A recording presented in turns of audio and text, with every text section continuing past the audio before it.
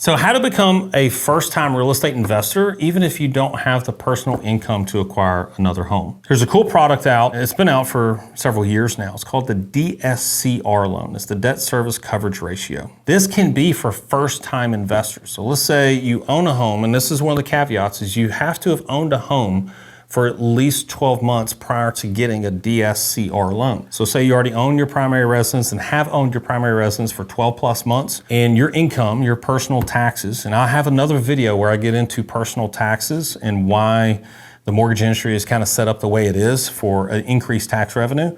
But let's just say your tax returns are just not attractive and you're like, well, I want to get into real estate investing. One tool that you could use is the DSCR loan. And again, the caveat is you got to have another home that you've owned for at least 12 months. But this loan is specific to that property. So instead of it being based on your income, it's going to be based on the rental projection of that property.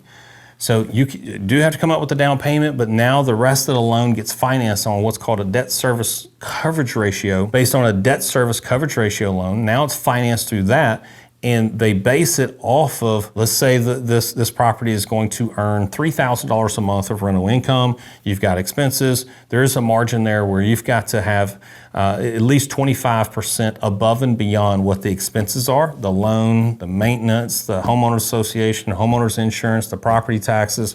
So you've got to have at least a 25% margin above and beyond all expenses to qualify for this loan. So this is especially good for folks that have bad tax returns. And I say bad tax returns, your tax returns just don't show enough income in order to qualify for a conventional loan. This is yet another alternative, even for first-time investors, to get in the door and start gobbling up some of these investment properties.